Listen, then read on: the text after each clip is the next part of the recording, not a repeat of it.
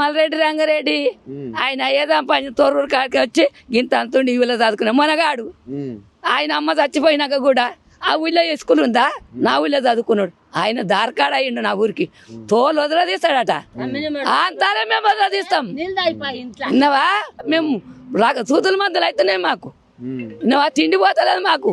ఇప్పుడు నా పిల్లలు ఫోన్ చేసి ఇప్పుడు లేచి స్నానం చేసి పచ్చినెత్తి కట్టుకొని వచ్చిన.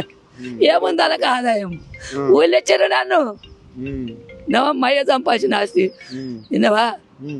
మయ్య పోయింటే నేను కొట్టుకున్నాను. అది 2 ఎకరాలన్నర ఉంది. మాకేమీ లేదు. ఆస్తి అంత లేదు. ముళ్ళే మూట లేదు. మాది మాకు కావాలి. ఇది ఏం పోతుంది? ఈ జాగా 8 కోట్లు 6 కోట్లు 7 కోట్లు పోతుంది. కోట్లు పోతుంది ఇది ఈ జాగా.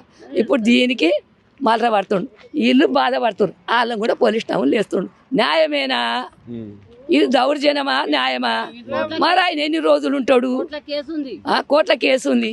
మరి ఏం కట్టుకపోతాడు ఆయన?